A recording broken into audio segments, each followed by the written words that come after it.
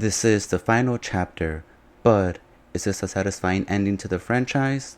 Let's talk about it.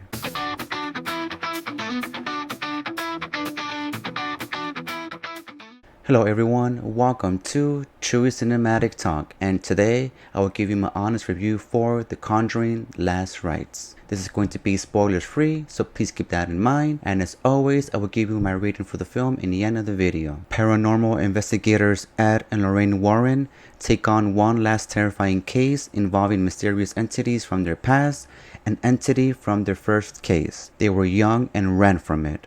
They must now confront this demon and overcome their past. TheConjuringLastRites was directed by Michael Chavez and written by a few people. They are Ian Goldberg, Richard Nain, and David Leslie Johnson McGoldrick. I hope I said all those names correctly. From the Conjuring series, I've only seen the first two films, part 1 and part 2. I have not seen any of the spin-offs like The Nun, Annabelle, and La Llorona, but I really enjoyed the first two. The trailers are pretty iconic. The first two films makes a good spooky night with sinister and insidious. It's always great when you can go see a sequel without having to see the previous film and fully comprehend everything that's happening. This feels complete in its own merit. This is a real slow burn type of film, honestly. Patience is virtue when it comes to TheConjuringLastRites. I will say this though, creepy imagery is sprinkled throughout the whole film to keep you intact and to keep you entertained as the film unfolds. This film apparently blew up in the box office,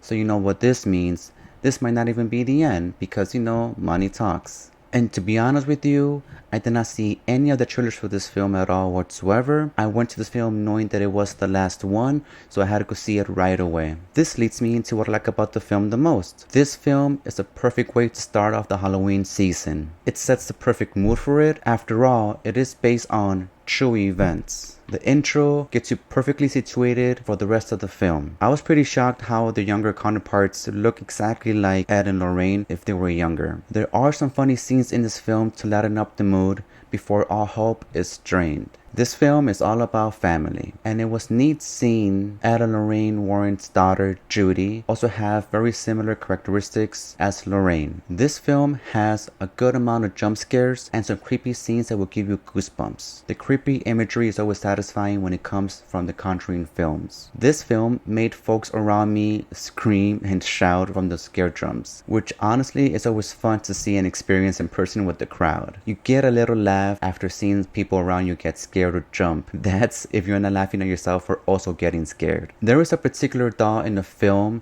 that just gives you the freaking chills. What's up with all these dolls that are creepy from the 1980s? Throughout the film you get some hint that someone in the family might die, but you will need to see the film to actually see what happens because again, no spoilers here. The chemistry between Ed and Lorraine Warren are just on point. That is one of the best selling points for this franchise. Those that have been following the franchise or the Conjuring films will pick up on certain things and also will pick up on certain characters in the movie. I would say this one thing though without any spoilers.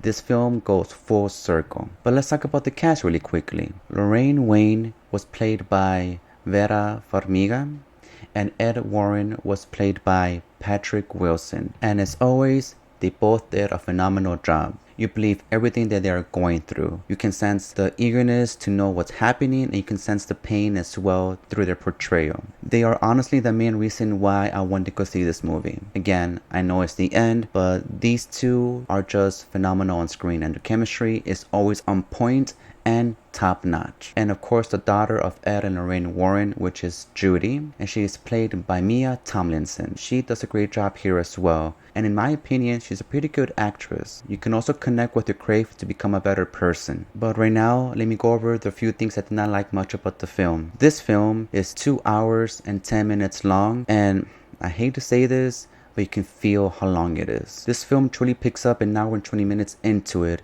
and that's when all hell breaks loose. The other scene I did not like was where something was kind of repetitive. It was something that you already have seen in the Conjuring franchise. And honestly, the ending, it was great and all, but I wasn't fully sold with how they defeated the actual demon. I guess the Power family is rather strong. This all leads me to my rating for the film. I have to be honest with you, and I will give this film a 3.5 out of 5 stars. It's not a a bad film, but it's not as high up there as part 1 and part 2. So this is the true cinematic experience in theater. I highly recommend seeing this film in theater with your friends. That's where you all see each other's reaction. Well, my cinematic family, thank you as always for your time. Please hit that subscribe button and maybe the like button as well if you like this video. But for sure, please let me know if you plan on seeing The Conjuring or what are your thoughts on the film or on the franchise overall. And as always, take care and I'll see you next time.